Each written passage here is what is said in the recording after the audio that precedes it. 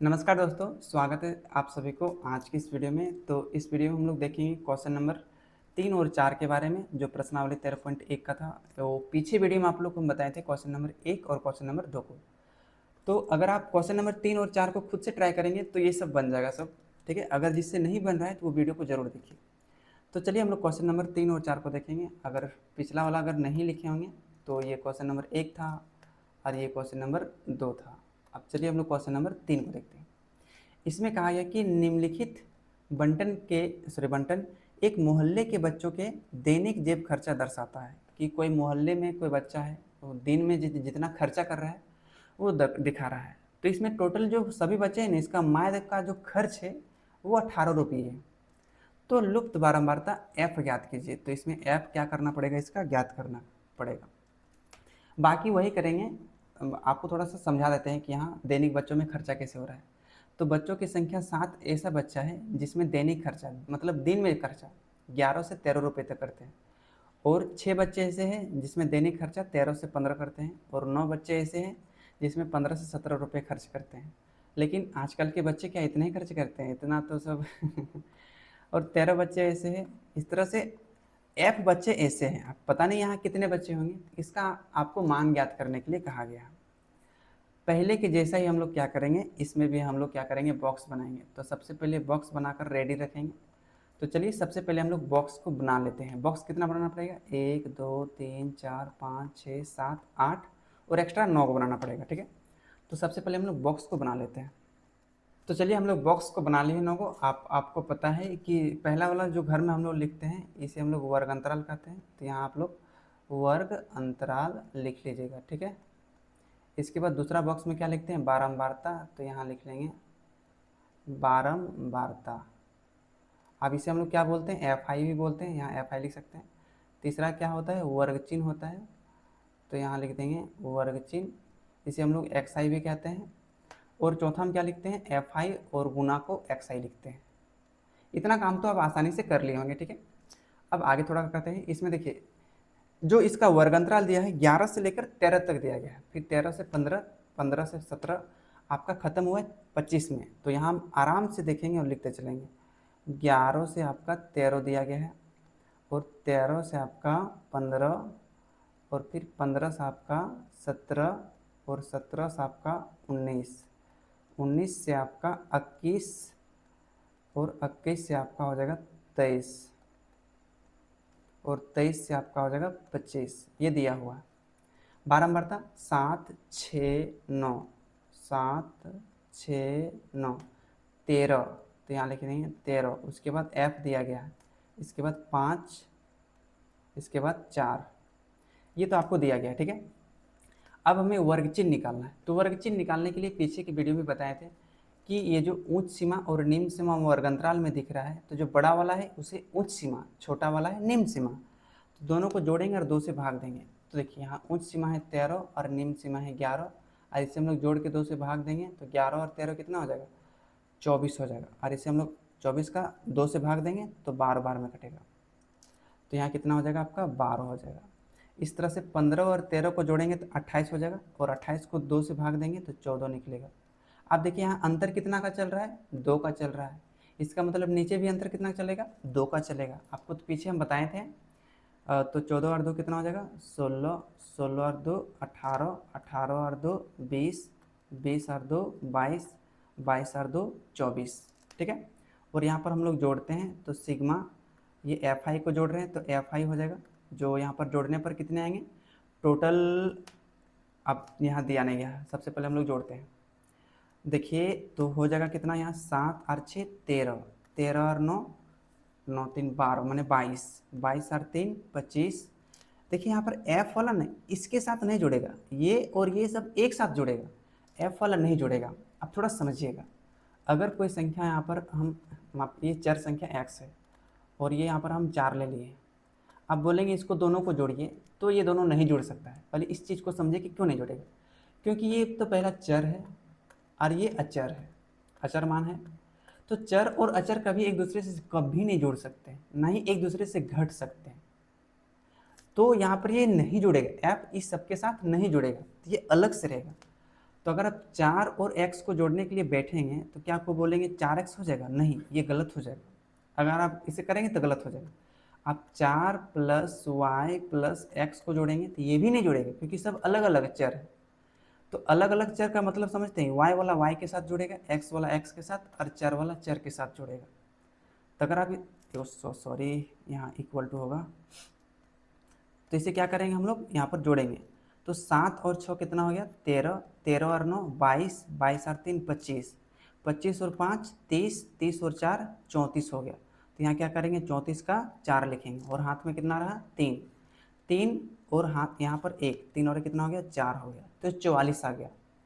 आप ध्यान से देखेंगे तो ये जो f है, ये f इसके साथ नहीं जुड़ेगा, तो f ये प्लस में अलग से रहेगा।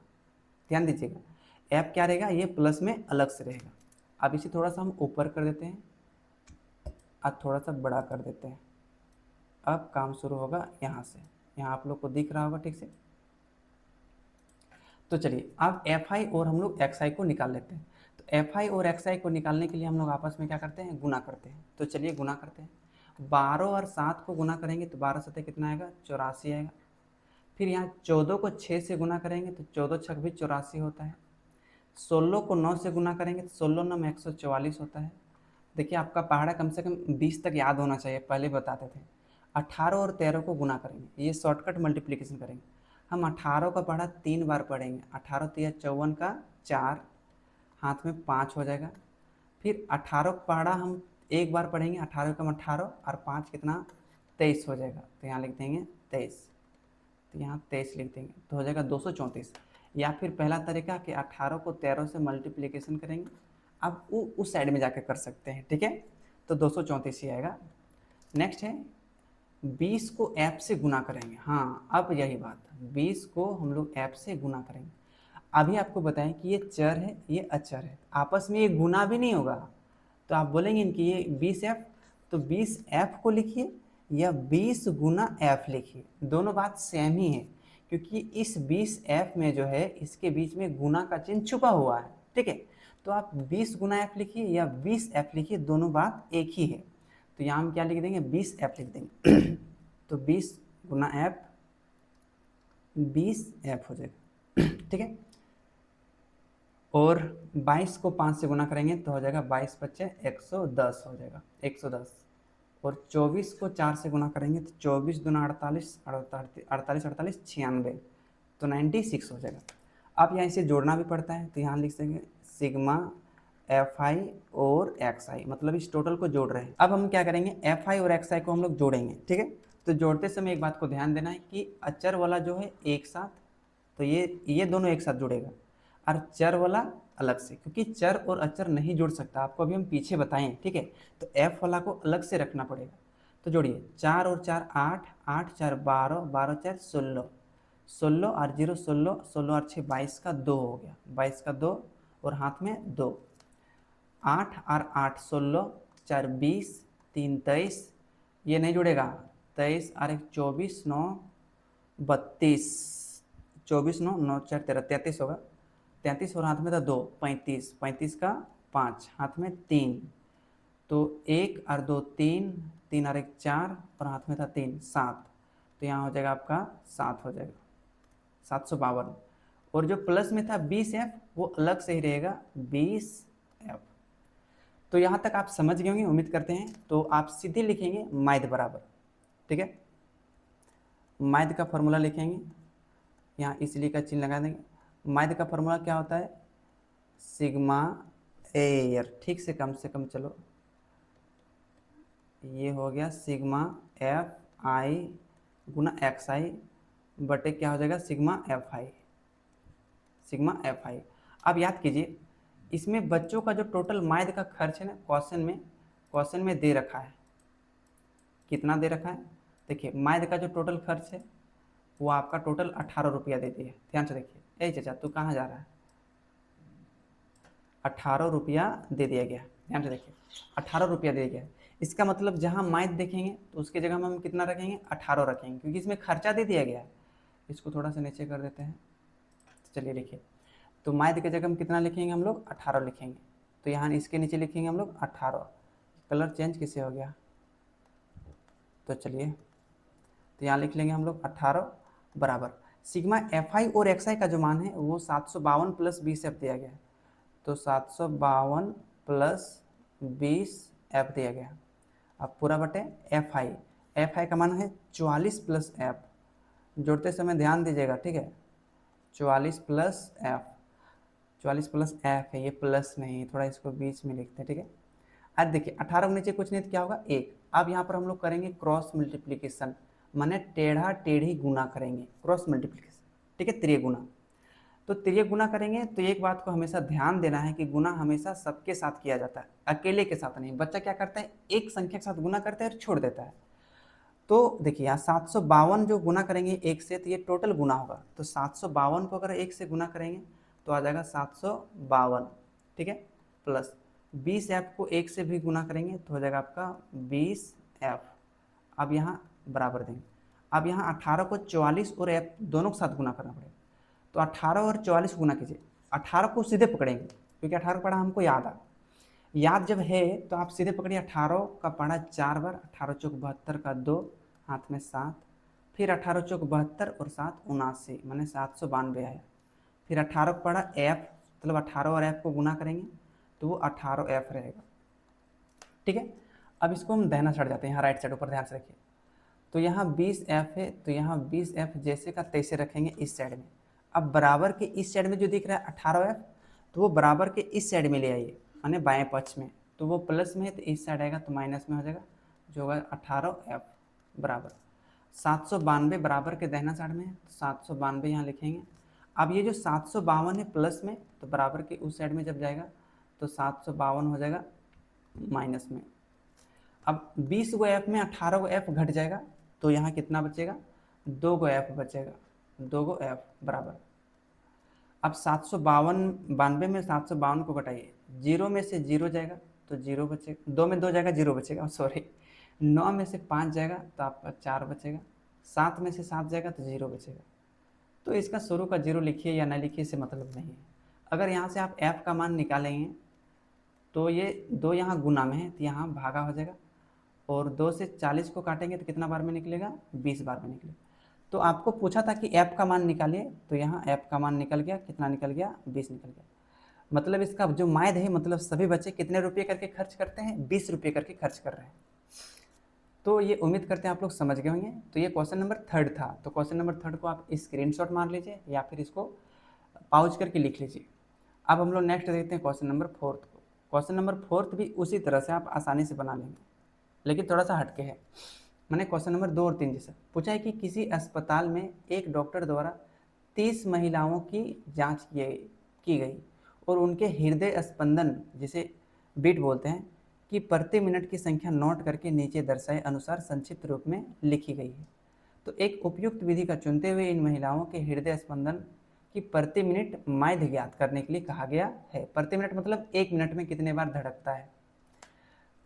इसमें से दिया गया है कि 2 महिलाओं का जो प्रति मिनट स्पंदन है 65 से 68 बार है, और 4 महिलाओं का 68 से 71 बार है, और 3 महिलाओं का 71 से 74 बार, 8 महिलाओं का 74 से 77 बार है हृदय स्पंदन, 7 महिलाओं का 77 से 80 बार है, अरे दिल का धड़कना, हृदय स्पंदन, 4 महिलाओं का 80 से 83 बार है, और 2 महिलाओं का 83 से 86 बार है।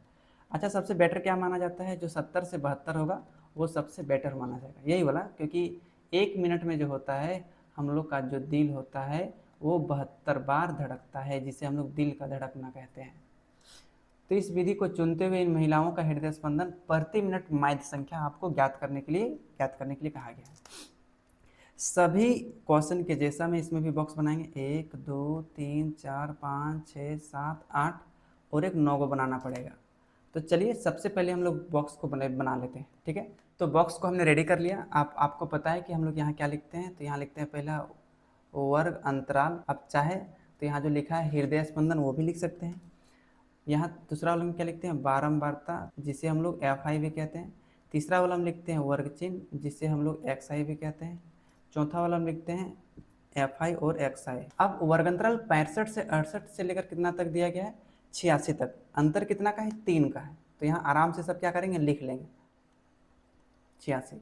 बारंबारता 2 4 3 2 4 3 8 7 4 2 8 7 4 2।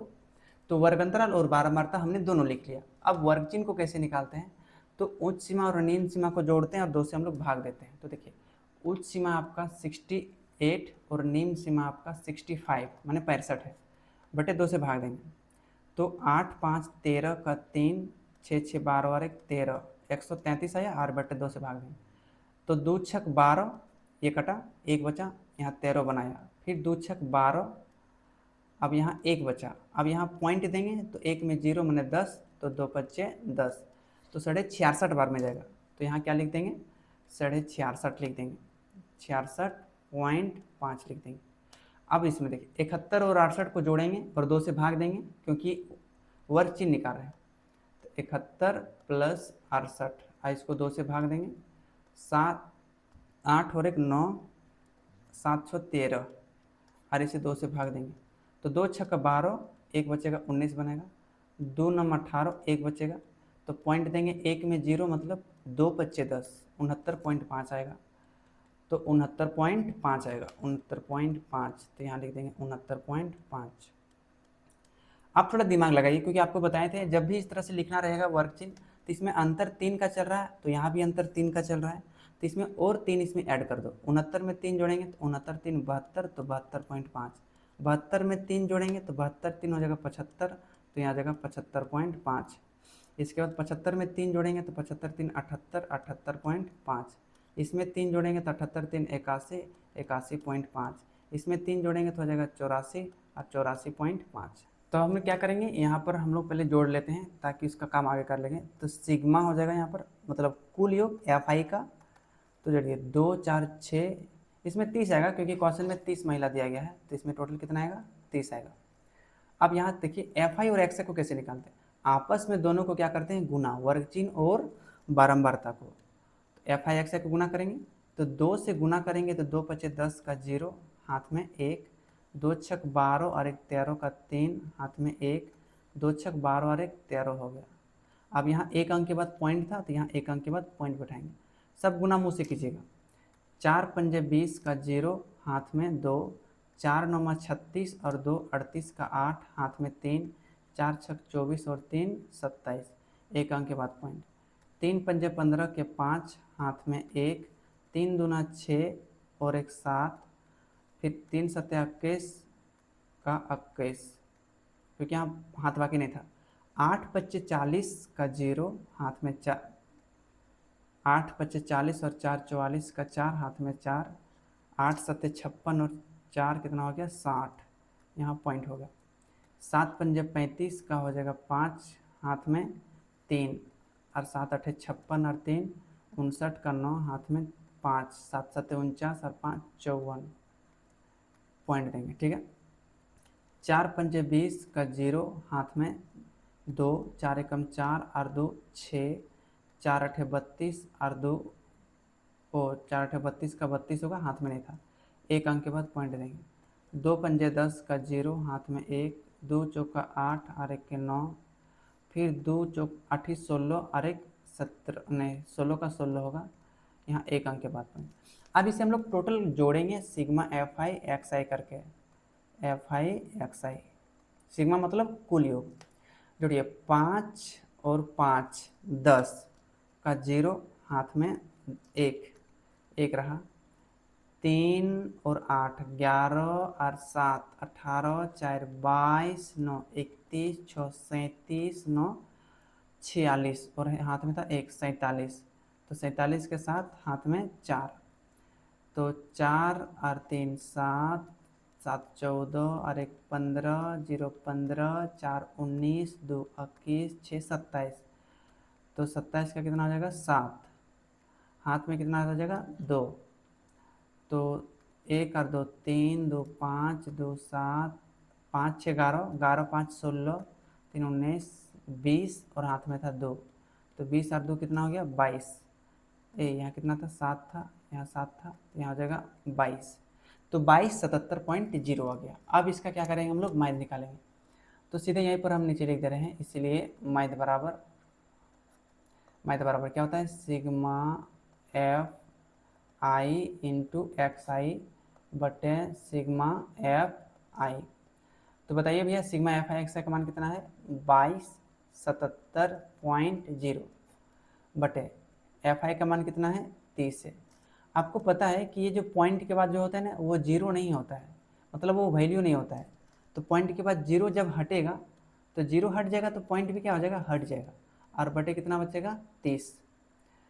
ओ तो ये 3 से काट के देखिए, 3 एकम 3, ये जीरो बार में कटा, 3 33 कटा, 3 सत्ते 21, एक बचा 17 बनाया, और 3 पंजे 15, 2 बचा 27, 3 नम 27, 3 नम कितना निकल गया 27 निकल गया।